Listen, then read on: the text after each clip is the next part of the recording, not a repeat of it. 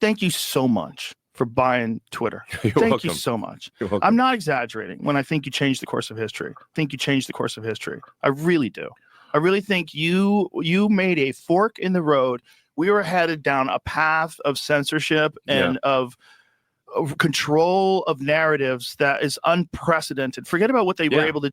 This is quite the handy going on here. But we were under a path of control of narrative that is just not happening anymore, is it? It's not happening at all because Elon Musk bought Twitter. There's actually more censorship at Twitter now than there was before. That doesn't mean I think that it should go back to how it was before, because before it was being censored by government agencies. I think the Twitter files showed that quite clearly. Now, we don't know whether they were going after more right-wing groups or left-wing groups, but I am crazy suppressed on Twitter. I continue to be to this day. There are very few, like, actual left-wing voices. I don't mean liberal, not bullshit liberal Bill Maher garbage. I mean actual left-wing voices that have much of a following. Many of them, like myself, are then heavily suppressed. So Joe Rogan, one of the most heard voices in the world now, when he puts something up, it's not suppressed at all. He puts up YouTube and literally he'll have 19 million subscribers and 19 million people saw this video. Like, his subscriber count equals the number who see the video. Mine never works like that. I have, this is my new YouTube channel after the last one was banned around the world, still banned around the world. My this new YouTube channel has something like 78,000 subscribers, and a tiny fraction see any video that I put up. So Joe Rogan's the polar opposite. And so to pretend that we now have, now all the truth is out there. Now there's no more suppression. And another fact is Twitter, now X, agrees to more censorship requests from foreign governments than they did before Elon Musk bought them. We know this for fact. This doesn't mean there wasn't censorship before. We know about the Hunter Biden laptop, etc. There was plenty of censorship at Twitter. But you should just know that Elon Musk's X agrees to censor more people thanks to government requests, mainly other governments rather than U.S., than Twitter did before he bought it. And here we are with Joe Rogan and Elon Musk talking about how great it is that they have freedom of speech. To do back when they had newspapers and the media under control. What they were doing with social media by suppressing information, and when you had a combined government effort, like what they were doing with the laptop story, where you have 51 former intelligence agents saying that this is Russian disinformation, take it offline, and Twitter complied. If you didn't buy that, we wouldn't have known that. We had no idea. Exactly. The reason I bought it was because I'm pretty attuned since I was like the most interacted with user on Twitter before the acquisition. I understand like politicians are going to, exaggerate. They're going to misspeak, and they'll tell occasional, untruths, whatever. That's how it is in politics. He says, Joe Rogan a minute ago said there's so many pushes of hoaxes, there's pushes of lies. Elon Musk is agreeing to this. There's so much lies going on by the mainstream media, which is true, but also Elon Musk constantly tweeting out absolutely false things.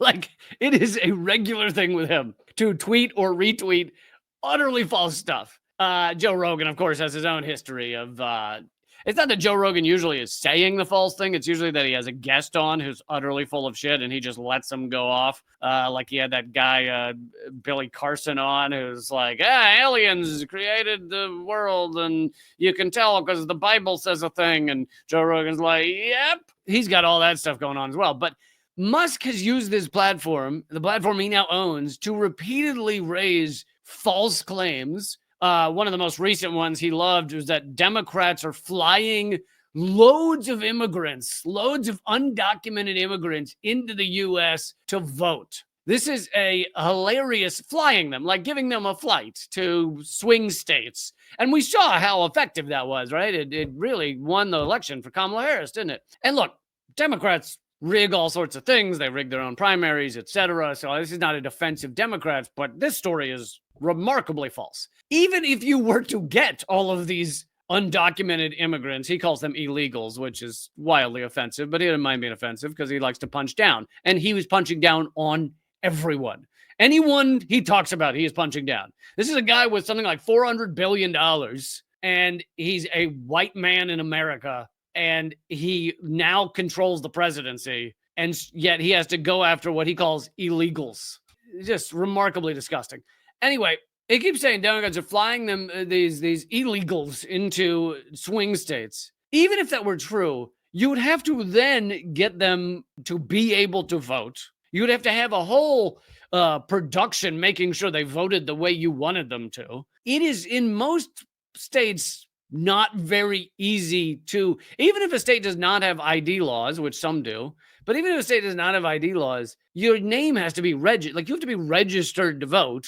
And these so-called illegals are being shipped in by the Democrats into swing states. And we saw the results. Democrats won all of the swing states, didn't they? Didn't they? It's just so laughably false on every level. But his lies on Twitter/X go back years. Remember, he was sued because he called the cave rescuer in, what country was that in? Was it Indonesia? I can't remember where there was a kids soccer team got caught in a flooded cave system, and they couldn't get them out, and they were going to die of starvation. And these rescuers risked their own lives to go help these kids. And Elon Musk was called at least one of them a pedophile, said that pedo guy or something like that. And he got sued, and ultimately he won the lawsuit. Not that the guy was a pedophile, but that the guy couldn't sue him. There's no evidence the guy was a pedophile. It's just false shit. It's just fake. He has a long history of just tweeting out, posting fake stuff. He, of course, said about Bolivia, we'll coup if we want to, get over it, saying like the U.S. can just destroy other countries, not a problem. And he's also recently been posting a lot of excited comments about Argentina and how great Argentina is doing now that they have a far-right lunatic president.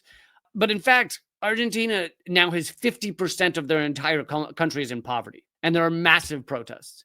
50% of the country is now pushed into poverty in just 2 years of this right-wing lunatic, or less than 2 years, as their president. And yet Elon Musk is tweeting about how awesome Argentina is doing. Of an hour. Yeah.